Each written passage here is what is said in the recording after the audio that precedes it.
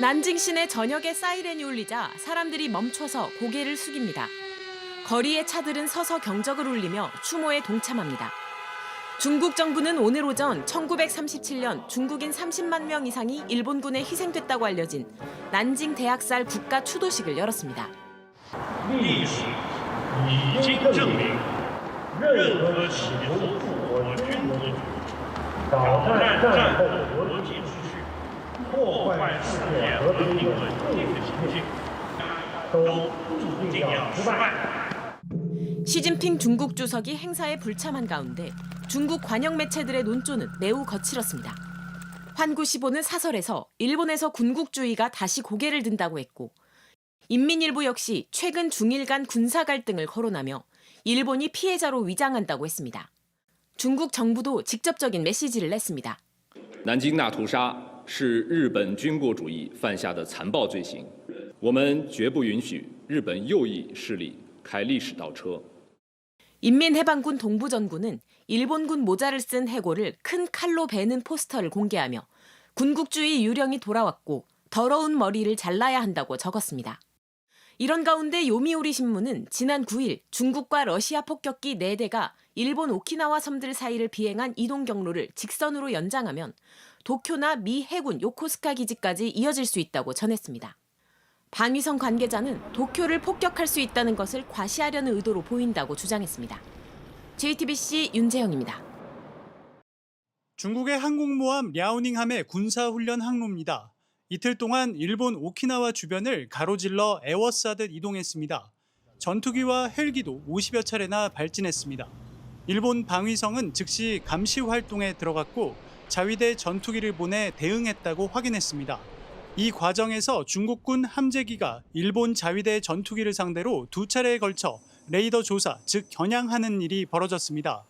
일본은 이 레이더 조사가 위치나 속도를 확인하는 통상적인 탐색 모드가 아니라 격추를 위해 미사일 등을 조준하는 화기 관제 모드였다고 주장하고 있습니다. 今回のレーダー照射というのは航空機の安全な飛行に必要な範囲を超える危険な行為でございます。 일본 방위성 간부는 미군이었다면 반격했을지도 모른다며 사태가 심각했음을 강조했습니다. 하지만 중국은 일본이 먼저 훈련구역을 침범했다며 반발하고 있습니다. 중국 국방부는 도둑이 도둑 잡으라고 고함치는 꼴이라며 일본이 긴장 정세를 과장하는 것은 다른 속셈이 있는 것이라고 비판했습니다. 중국 관영 매체 역시 일본이 대만과 가까운 무인도에 군사시설을 확충하며 군사 긴장을 높이고 있다고 갈등의 책임을 일본에 돌렸습니다. 중국과 일본은 지난 2023년 우발적 충돌을 막자며 방위당국 간 전용 핫라인을 개설했지만 실질적으로 사용하지 않고 있어 이번에도 작동하지 않은 것으로 전해집니다. 도쿄에서 JTBC 정환석입니다. 일본의 전직 총리들이 다카이치 사나이 총리의 대만 유사시 개입 발언을 두고 공개 비판을 잇따라 내놓고 있습니다. 이시바 시게루 전 총리는 지난달 28일 니신니온 신문 인터뷰에서 대만 관련 전략은 섬세하고 마치 유리 세공품을 다루듯 신중해야 한다며 다카이치 총리의 발언에 대해 도대체 무슨 이득이 있느냐고 지적했습니다. 집권 자민당 소속이자 직전 총리가 현 정권의 외교를 정면 비판하는 것은 이례적이라는 평가입니다.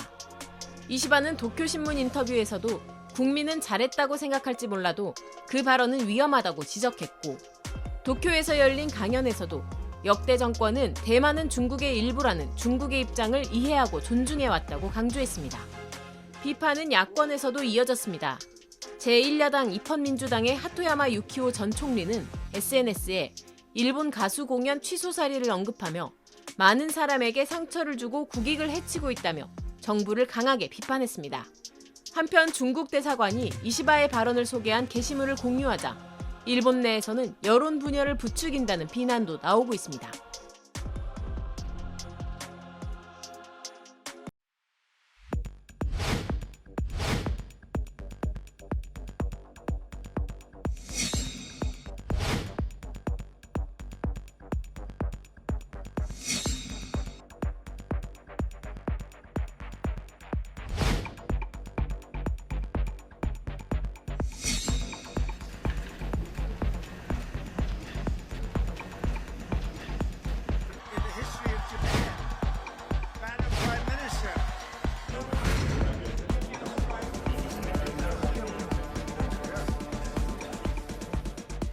다카이치 사나이 일본 총리가 취임 한 달 만에 외교가의 신스틸러로 떠올랐습니다.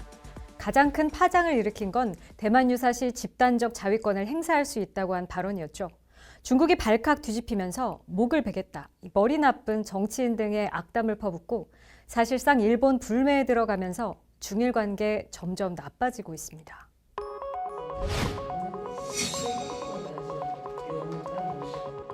그런데 이 발언을 놓고 의견이 분분합니다. 다소 아웃사이더였던 다카이치에 대해 원래 돌발 발언이 잘 통제가 안 되는 정치인이다, 이런 평가도 있고요. 반중 감정을 불러일으키면서 일본을 결집시키기 위한 전략이었다는 분석도 보입니다. 문제의 그 발언, 바로 직전으로 가보겠습니다. 2차 대전 이후 군을 가질 수 없는 일본은 아베 총리 이후 조금씩 무장 의지를 드러내왔죠. 아베 후계자를 자처하는 다카이치를 향해 전 야당 대표인 오카다 카츠야 의원이 이런 질문을 던집니다. これどういう場合に存立危機事態になるというふうにお考えだったんですか。お聞かせください。台湾をめぐる問題というのは台湾により平和的に解決することを期待するというのが、従来からの一貫した立場でございます。 여기까지는 원고대로였죠. 하지만 질문이 좀 더 집요해집니다. 例えば台湾とフィリピンの間のバシー海峡、これを封鎖されたという場合に、でもそれは迂回すれば何日間か余分にかかるかもしれませんが、別に日本に対してエネルギーや食料が途絶えるということは基本的にはありませんよね。海上封鎖っていうのもこれ戦艦で行い、そしてまた他の手段も合わせて、この対応した場合には、武力行使が生じうる、話でございます。 전문가들은 바로 여기서 나오는 전함이라는 단어에 주목하며 돌발 발언일 가능성에 무게를 싣고 있습니다. 생깡이라고 하는 그 역사 속에서나 나오는 만화 속에서나 출연하는 그런 얘기지, 지금 21세기 이 군사 무기 체계를 얘기할 때 나오는 개념은 아니죠. 그러니까 자위대 간부들이나 방위성 사람들 같은 절대 사용하지 않는 개념들이 돌출돼 나왔다라고. 쉽게 말해서 평소 생각이 그것도 너무 구체적으로 드러나 문제가 됐다는 겁니다.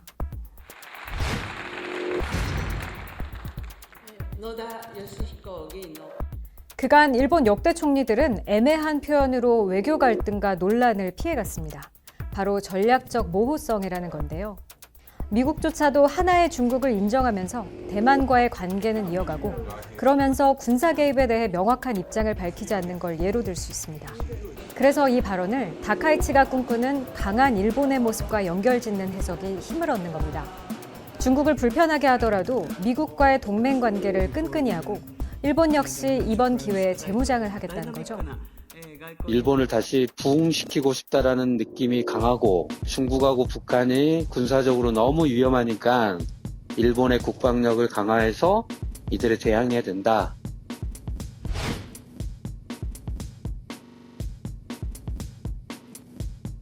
그런데 바로 이 점이 일본인들에겐 취향 저격이 된 모양입니다. 돌발이든 계산이든 중국에 할 말을 한다는 건데요. 가장 최근 여론조사에서는 내각 지지율이 72%로 오히려 대만 발언 이후 소폭 높은 수치를 이어가고 있습니다. 기존 일본 정치인들과는 완전히 다른 보법도 관심의 대상인데요. 서민 가정 출신에다 다이빙, 드럼, 바이크 같은 보통 사람의 취미를 즐기는 것도 일본 정치인으로선 파격인데, 최근엔 새벽 3시에 출근하며 공간을 발칵 뒤집어놨고 잠과 회식을 줄이고 그 시간에 공부를 더해서 좋은 정책을 내놓겠다는 포부도 밝혔습니다. 일본 사람들이 좋아하는 게 소위 마지메, 성실한 거잖아요. 사실 좀 일본의 지도자들은 그런 모습은 그동안 별로 없거든요. 굉장히 가난하게 살면서 장학금 모아가지고 살았다고 그래요. 그런 약간의 그 일본 국민들에게는 참신한 스토리를 제공하고 있는 것 같더라고요. 특히 일부 여론조사에서는 50대 이하의 현역 세대에게 80%가 넘는 지지를 받는 걸로 조사됐는데, 기존 정치인에겐 없는 신선함, 직설화법에 열광한다는 분석이 나옵니다.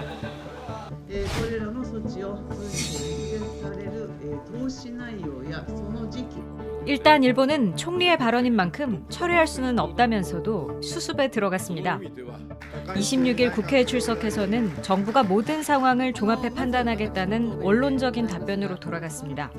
중국과 관세 전쟁에서 출구를 찾는 이 트럼프 미국 대통령의 의중이 반영된 걸로 보이는데요. 이틀 전 트럼프는 시진핑 중국 주석과 통화 직후 다카이치에 대만 주권 문제에 관해 중국을 자극하지 말라는 조언을 한 걸로 전해집니다. 다만 월스트리트 저널은 조언은 미묘했고 발언을 철회하라는 압박은 없었다고 덧붙였습니다. 다시 전략적 모호성을 유지해달라는 주문인 셈입니다. 국무부나 국방부 같은 경우에는 일본이 미국과 함께 이렇게 중국과 싸워주는 것에 대해서 반기는 입장인 거고, 트럼프 대통령은 중국도 가야 되고 성과도 내야 되고 하니까 단기적으로 자제를 좀 했으면 좋겠고, 괴리가 있는 거예요. 일본 경제는 만성적인 저성장에 최근엔 물가까지 오르면서 임금이 오르지 않는 가운데 소비마저 위축되는 진퇴양난에 빠져 있습니다. 다카이치는 아베보다도 더 공격적으로 경기를 띄우는 사나이노믹스를 예고하고 있는데 물가는 잡지 못하면서 구조적 문제를 심화시킬 수 있다는 우려의 목소리도 나옵니다. 그 어느 때보다도 중국의 불매운동이 큰 타격을 입힐 수 있는 시기인 만큼 경제정책이 실패한다면 이 사이다 화법, 고스란히 리스크로 돌아올 거란 경고가 나옵니다. JTBC 백민경입니다.